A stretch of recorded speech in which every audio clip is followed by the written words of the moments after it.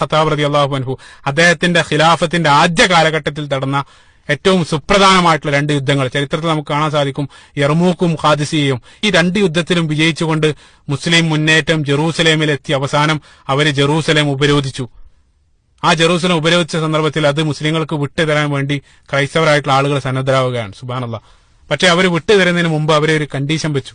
അവർ പറഞ്ഞെന്താ വെച്ചാൽ, അവിടെ ഉണ്ടായിരുന്ന ആളുകൾ പറഞ്ഞത്, നിങ്ങളുടെ ഖലീഫ നേരിട്ട് വന്ന് ഞങ്ങളിൽ നിന്നും അതിന്റെ താക്കോല് സ്വീകരിക്കണം. കാരണം അപ്രകാരമാണ് ഞങ്ങളുടെ വേദഗ്രന്ഥത്തിൽ എഴുതപ്പെട്ടിരിക്കുന്നത്. അതായത് ഒരു അമീറിന് മാത്രമേ ഈ ഇതിന്റെ കീ കൈമാറാൻ പാടുള്ളൂ എന്നാണ് ഞങ്ങളുടെ വേദഗ്രന്ഥത്തിൽ എഴുതപ്പെട്ടത്. അതുകൊണ്ട് നിങ്ങളുടെ ഖലീഫ വന്ന് വേണം ഈ ഒരു കീ സ്വീകരിക്കാനെന്ന് അവരോട് പറയുകയാണ്. ഈ സന്ദർഭത്തിൽ മുസ്ലിങ്ങളായിട്ടുള്ള ആളുകൾ മദീനയിലുള്ള ഉമർ ഖത്താബ് റളിയല്ലാഹു അൻഹുവിനെ വിവരം അറിയിക്കുകയാണ്. ഉമർ ഖത്താബ് റളിയല്ലാഹു അൻഹു കൂടെയുള്ള ആളുകളോടൊക്കെ കൂടിയാലോചിച്ചതിന് ശേഷം അവിടേക്ക് പുറപ്പെടാൻ തയ്യാറെടുക്കുകയാണ്. അവിടെ വെച്ചാണ് ആ ചരിത്രപ്രസിദ്ധമായിട്ടുള്ള യാത്ര സംഭവിക്കുന്നത്. ഉമർ ഖത്താബ് റളിയല്ലാഹു അൻഹു ഒരു ഭൃത്യനെയും കൂട്ടിക്കൊണ്ട് മദീനയിൽ നിന്നും ഖുദ്സിനെ ലക്ഷ്യമാക്കി പുറപ്പെടുകയാണ്. 2 പേർക്കും കൂടെ ഉണ്ടായിരുന്നത് ഒരേ ഒരു ഒട്ടകമാണ്. നിങ്ങൾ ചിന്തിച്ചു നോക്കുക.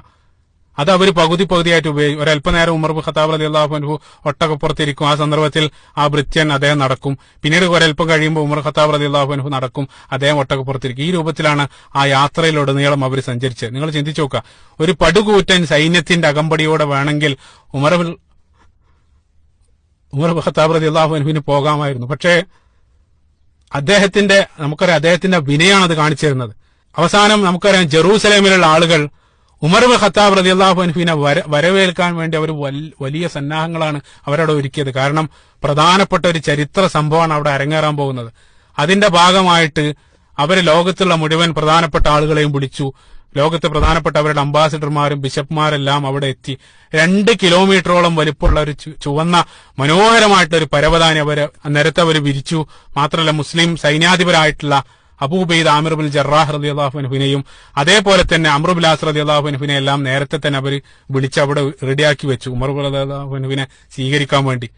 അവസാനം അവർക്ക് ധരിക്കാൻ വേണ്ടി പ്രത്യേക വസ്ത്രമൊക്കെ നൽകി. അതായത് ഈ ഒരു ഫംഗ്ഷന് പങ്കെടുക്കാൻ വേണ്ടി അബൂ ഉബൈദക്കും അതേപോലെ തന്നെ അംർ ബിൻ ആസ് റളിയല്ലാഹു അൻഹുവിനെല്ലാം ധരിക്കാൻ ഒരു പ്രത്യേക വസ്ത്രമൊക്കെ നൽകിയിട്ട് അവരിങ്ങനെ ഒരുക്കി ഉമർ റളിയല്ലാഹു അൻഹുവിനെ കാത്തിരിക്കാൻ. അവസാനം ഉമർ ഖത്താബ് റളിയല്ലാഹു അൻഹുവും ആ ഭൃത്യനും ഈ ബൈത്തുൽ മുഖദ്ദസിന്റെ ഗേറ്റിന് മുന്നിലെത്തിയ സന്ദർഭത്തിൽ ഒട്ടകപ്പുറത്തിരിക്കാനുള്ള ഊഴം ഭൃത്യന്റേതായിരുന്നു. അപ്പോ അദ്ദേഹം പറഞ്ഞു, അമീർ ഇനി താങ്കൾ ഇരിക്കണം, കാരണം താങ്കളെ പ്രതീക്ഷിച്ചുകൊണ്ട് ഇത്രയും ആളുകൾ അവിടെ നിൽക്കുന്നുണ്ടാകും, അതുകൊണ്ട് ഇനി ഞാൻ ഇരിക്കുന്നില്ല, താങ്കൾ ഒട്ടകപ്പുറത്തിരിക്കണം എന്ന് കൽപ്പിച്ച സന്ദർഭത്തിൽ ഉമർ ബിൻ ഖത്താബ് റളിയല്ലാഹു അൻഹു അതിന് സന്നദ്ധമാകുന്നില്ല. നീതിമാനായിട്ടുള്ള ഉമർ ഖത്താബ് റളിയല്ലാഹു അൻഹു ആ സന്ദർഭത്തിൽ പറയുന്നത്, താങ്കൾ തന്നെ ഇരുന്നാൽ മതി, കാരണം അങ്ങനെ ആ ഭൃത്യനെ ഒട്ടകപ്പുറത്ത് ഇരുന്നിട്ട് കാൽനടയായിക്കൊണ്ടാണ് ഉമർ ഖത്താബ് റളിയല്ലാഹു അൻഹു ബൈത്തുൽ മുഖദ്ദസിലേക്ക് പ്രവേശിക്കുന്നത്. സുബ്ഹാനല്ലാഹ്. ഉമർ റളിയല്ലാഹു അൻഹുവിനെ കണ്ടതോടുകൂടെ അവിടെ തിങ്ങി നിറഞ്ഞ മുസ്ലിങ്ങൾ മുഴുവൻ ഉറക്കെ തക്ബീർ വിളിക്കാൻ. രസകരമായിട്ടുള്ള കാര്യം എന്ന് വെച്ചാൽ, ഒട്ടകപ്പുറത്തിരിക്കുന്ന ആ ഭൃത്യനാണ് ഉമർ ബിൻ ഖത്താബ് റളിയല്ലാഹു അൻഹു എന്ന് അവിടെ ഉണ്ടായിരുന്ന മുഴുവൻ ആളുകളും തെറ്റിദ്ധരിക്കുകയാണ്. അവസാനം മുസ്ലിങ്ങൾ അദ്ദേഹത്തോട് ആ സന്ദർഭത്തിലാണ് അവർ പോലും അറിയുന്നത് ഇതാണ് യഥാർത്ഥത്തിലുള്ള ഖലീഫ എന്ന് അവര് മനസ്സിലാക്കുന്ന ആ സന്ദർഭത്തിലാണ്. കീറിപ്പറഞ്ഞ വസ്ത്രം ധരിച്ച് നടന്നു വരുന്ന ആ ഖലീഫയെ അവിടെ ഉണ്ടായിരുന്ന ഖുദ്സിന്റെ ബൈത്തുൽ മുഖദ്ദസിൽ ഉണ്ടായിരുന്ന മുഴുവൻ ആളുകളും, നിരവധി ആളുകൾ തിങ്ങി നിറഞ്ഞ ആ സ്ഥലത്തുള്ള മുഴുവൻ ആളുകൾ അത്ഭുതത്തോടു കൂടെ നോക്കി നിൽക്കുകയാണ്. ഇതാണോ ഇവരുടെ ഖലീഫ എന്നുള്ള രൂപത്തിൽ. ഉമർ ഖത്താബ് റളിയല്ലാഹു അൻഹുവിന്റെ ആ വേഷവും ഇതൊക്കെ കണ്ട സന്ദർഭത്തിൽ സൈന്യാധിപനായ അബൂ ഉബൈദ റളിയല്ലാഹു അൻഹു അദ്ദേഹത്തിന് വല്ലാത്ത പ്രയാസം തോന്നി. കാരണം ഇത്രയും മനോഹരമായിട്ട് ഇത്രയും വലിയൊരു ഫംഗ്ഷൻ ഈ രൂപത്തിലാണോ ഖലീഫ വരുന്നത്? അദ്ദേഹം ഉമർ ഖത്താബ് റളിയല്ലാഹു അൻഹുവിന്റെ അടുത്ത് പോയിട്ട് അദ്ദേഹം പറഞ്ഞു, അമീറുൽ മുഅ്മിനീൻ, താങ്കൾ ഈ രൂപത്തിൽ വരിക വഴി ഞങ്ങളെയൊക്കെ നിങ്ങൾ നാണം കെടുത്തി കളഞ്ഞല്ലോ എന്ന്. ഈ സന്ദർഭത്തിൽ ഉമർ ഖത്താബ് റളിയല്ലാഹു അൻഹു അബൂ ഉബൈദ റളിയല്ലാഹു അൻഹുവിന്റെ നെഞ്ചിനൊരു കുത്തു കൊടുത്തുകൊണ്ട് അദ്ദേഹം പറയുകയുണ്ടായി, ഓ അബൂ ഉബൈദ, നഹ്നു ഖൗമുൻ അഅസ്സനല്ലാഹു ബിൽ ഇസ്ലാം, നമ്മൾ ദുർബലരായിരുന്ന സന്ദർഭത്തിൽ അള്ളാഹു ഇസ്ലാമിലൂടെയാണ് നമുക്ക് ശക്തി നൽകി. അതുകൊണ്ട് നമ്മുടെ പ്രതാപത്തിനും ശക്തിക്കെല്ലാം നമ്മുടെ കയ്യിലുള്ള ഇസ്ലാം തന്നെ ധാരാളമാണ്, അതല്ലാതെ വസ്ത്രത്തിലൊന്നും വലിയ കാര്യമില്ല എന്നുള്ളതാണ് ഉമർ ഖത്താബ് റളിയല്ലാഹു അൻഹു ആ സന്ദർഭത്തിൽ പറയുന്നത്. ഇന്നത്തെ മുസ്ലിം ഭരണാധികാരികളുമായിട്ട് ഇതൊന്ന് ചേർത്ത് നമ്മൾ ചിന്തിച്ചു നോക്കുക. ഇസ്ലാമിലൂടെയാണ് അവർ പ്രതാപം കണ്ടത്. ഇതൊക്കെ കണ്ട് ക്രൈസ്തവരായിട്ടുള്ള ആളുകൾ അത്ഭുതത്തോടു കൂടെ നിൽക്കുകയാണ് ഈ കാഴ്ച കണ്ടിട്ട്. അപ്പൊ അവര് ഇതൊക്കെ കണ്ട് അവർ അവസാന ക്രൈസ്തവരായിട്ടുള്ള അവരുടെ ആ ക്രൈസ്തവ ബിഷപ്പ്, പാത്രിയാർക്കീസ് എന്നാണ് അദ്ദേഹത്തിന്റെ പേര്, അദ്ദേഹം ഇതൊക്കെ കണ്ട് അത്ഭുതപ്പെട്ട് നിൽക്കുകയാണ്. അവസാനം അദ്ദേഹം പറഞ്ഞു, അദ്ദേഹം പറഞ്ഞ വാക്കുകൾ ശ്രദ്ധയാണ്. അദ്ദേഹം പറഞ്ഞു, ഈ ജനത്തെ, അതായത് ഈ ഒരു ജനത്തെ തടഞ്ഞു നിർത്താൻ ലോകത്ത് ഒരാൾക്കും സാധ്യമല്ലെന്ന് അദ്ദേഹം അവിടെ വെച്ചുകൊണ്ട് പറയുകയാണ്. സുബ്ഹാനല്ലാഹ്. പിന്നീട് ഉമർ ഖത്താബ് റളിയല്ലാഹു അൻഹു അവര് അദ്ദേഹത്തിന് ആ കീ നൽകുകയാണ്. അദ്ദേഹം അത് ഏറ്റുവാങ്ങി. അതിനുശേഷം അവിടെ ഉണ്ടായിരുന്ന ഓരോ പ്രദേശങ്ങളും സന്ദർശിക്കാൻ വേണ്ടി അദ്ദേഹം താല്പര്യം പ്രകടിപ്പിച്ചു. അവിടെ ഉണ്ടായിരുന്ന ആ ബിഷപ്പിന്റെ കൂടെ അദ്ദേഹത്തിന്റെ പേര് സിഫ്രോണീസ് എന്നാണ് അദ്ദേഹത്തിന്റെ പേര് കാണാൻ സാധിക്കുക. അദ്ദേഹത്തിന്റെ കൂടെ അദ്ദേഹം ഓരോ സ്ഥലങ്ങളും ഉമർ ഖത്താബ് റളിയല്ലാഹു അൻഹുവിന് കാണിച്ചു കൊടുത്ത് അവസാനം ക്രൈസ്തവരുടെ ഏറ്റവും പ്രധാനപ്പെട്ട ഒരു പള്ളിയുടെ അകത്ത് സന്ദർശിച്ചുകൊണ്ടിരുന്ന സന്ദർഭത്തിൽ അസർ ബാങ്ക് വിളിക്കുകയാണ്. അസർ ബാങ്ക് വിളിച്ചത് കേട്ട സന്ദർഭത്തിൽ ഈ ബിഷപ്പ് അദ്ദേഹത്തോട് പറഞ്ഞു, ഉമർ ഖത്താബ് റളിയല്ലാഹു അൻഹുവിനോട് പറഞ്ഞു, താങ്കൾക്ക് ഇവിടെ നമസ്കരിക്കാം, വിരോധമല്ലെങ്കിൽ. ആ സന്ദർഭത്തിൽ സുബ്ഹാനല്ലാഹ്, ഉമർ ഖത്താബ് റളിയല്ലാഹു അൻഹു പറഞ്ഞത്, ഞാൻ ഇവിടെ നിന്നുകൊണ്ട് നമസ്കരിച്ചാൽ പിന്നീട് ഉമർ നമസ്കരിച്ച പള്ളിയാണ് ആ ഒരു ന്യായം പറഞ്ഞുകൊണ്ട് ഏതെങ്കിലും തലതിരിഞ്ഞ മുസ്ലിങ്ങൾ പിന്നീട് ഇത് നിങ്ങളിൽ നിന്ന് പിടിച്ചടക്കുമോ എന്ന് ഞാൻ ഭയക്കുന്നു. അതുകൊണ്ട് ഞാൻ ഇവിടെ നമസ്കരിക്കില്ല എന്ന് പറഞ്ഞുകൊണ്ട് ഉമർ ഖത്താബ് റളിയല്ലാഹു അൻഹു പള്ളിക്ക് പുറത്തു പോയിട്ട് ഒരു 10 മീറ്റർ അകലെ പോയിട്ട് അവിടെ വെച്ചുകൊണ്ടാണ് ഉമർ ഖത്താബ് റളിയല്ലാഹു അൻഹു നമസ്കരിക്കുന്നത്. ചിന്തിക്കുക നിങ്ങൾ, ക്രൈസ്തവരുടെ ഏറ്റവും പ്രധാനപ്പെട്ട ആ ഒരു ചർച്ച് അത് ഭാവിയിൽ സുരക്ഷിതമായിരിക്കണമെന്ന് ആഗ്രഹിക്കുന്ന ഖലീഫയാണ് നമ്മൾ അവിടെ കാണുന്നത്. അത്ര മനോഹരമാണ്. സുബ്ഹാനല്ലാഹ്. ഉമർ ഖത്താബ് റളിയല്ലാഹു അൻഹു ആ നമസ്കരിച്ച അതേ സ്പോട്ടിൽ പിന്നീട് മസ്ജിദ് ഉമർ എന്ന പേരിൽ ഒരു പള്ളി വരികയും ചെയ്തു. അദ്ദേഹത്തിന്റെ ആ ദീർഘവീക്ഷണം നിങ്ങൾ നോക്കുക.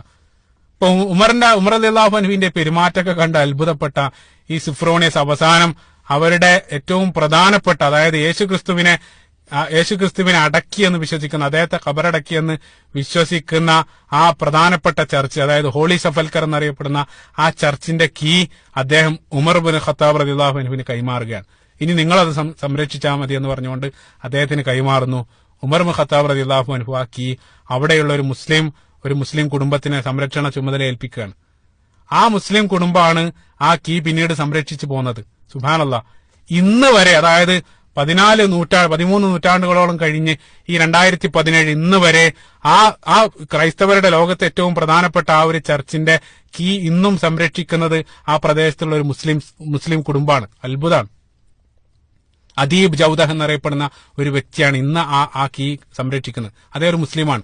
ആ മുസ്ലിങ്ങളായിട്ടുള്ള ആളുകൾ രാവിലെ വന്ന ആ ചർച്ച് തുറക്കുകയാണ് ചെയ്യുന്നത്. മതസൗഹാർദ്ദത്തിന്റെ ഏറ്റവും ഉദാത്തമായിട്ടുള്ള ഒരു രൂപമാണ് നമ്മൾ അവിടെ കാണുന്നത്. പിന്നീട് ഉമർ ഖത്താബ് റളിയല്ലാഹു അൻഹു അദ്ദേഹത്തോട്, അതായത് കൂടെയുള്ള സിഫ്രോണീസിനോട് അദ്ദേഹം ചോദിച്ചു, സുലൈമാൻ നബി അലൈഹി സ്വലാത്തു വസ്സലാം നിർമ്മിച്ച ആ മന്ദിരം അല്ലെങ്കിൽ ആ പള്ളി അത് എവിടെയാണെന്ന് ഉമർ ഖത്താബ് റളിയല്ലാഹു അൻഹു ചോദിക്കുകയാണ്. അപ്പൊ അദ്ദേഹത്തിന് ആ ബിഷപ്പ് അത് കാണിച്ചു കൊടുക്കുന്നു. എന്നിട്ട് ഉമർ ഖത്താബ് റളിയല്ലാഹു അൻഹു ചോദിച്ചു, യഹൂദർ, അതായത് ജൂതര് വിശുദ്ധി കൽപ്പിക്കുന്ന സ്ഥലമാണോ ഇത്? അപ്പൊ അദ്ദേഹം പറഞ്ഞു അതെ. അപ്പൊ ആ സ്ഥലം ഒന്നാകെ അവര് ക്രൈസ്തവരായിട്ടുള്ള ആളുകൾ അവിടെ ചപ്പുചവറുകൾ കൂട്ടിയിടാൻ വേണ്ടി ഉപയോഗിച്ച സ്ഥലമായിരുന്നു. കാരണം ക്രൈസ്തവരെ സംബന്ധിച്ചിടത്തോളം അവരെ ഏറ്റവും വലിയ ശത്രുക്കളാണ് ജൂതന്മാർ. അപ്പൊ അതുകൊണ്ടാണ് ജൂത വിരോധം കാരണം. അത് മാത്രമല്ല, അവരെ സംബന്ധിച്ചിടത്തോളം ആ സ്ഥലത്തിന് യാതൊരു പ്രാധാന്യമില്ല. അതുകൊണ്ട് തന്നെ ക്രൈസ്തവരായിട്ടുള്ള ആളുകൾ തങ്ങളുടെ വേസ്റ്റ് കൂമ്പാരങ്ങൾ കൂട്ടിയിടാൻ ഉപയോഗിച്ച സ്ഥലമായിരുന്നു അത്. അത് കണ്ട സന്ദർഭത്തിൽ ഉമർ ഖത്താബ് റളിയല്ലാഹു അൻഹു അദ്ദേഹം സ്വന്തം വസ്ത്രങ്ങളെല്ലാം കയറ്റിയെടുത്തുകൊണ്ട് അദ്ദേഹം സ്വന്തം കൈകൾ കൊണ്ട് ആ ചപ്പുചവറുകൾ വാരിയിട്ട് അവിടെ വൃത്തിയാക്കാൻ തുടങ്ങി. നിങ്ങൾ ചിന്തിച്ചു നോക്കുക. സുബ്ഹാനല്ലാഹ്.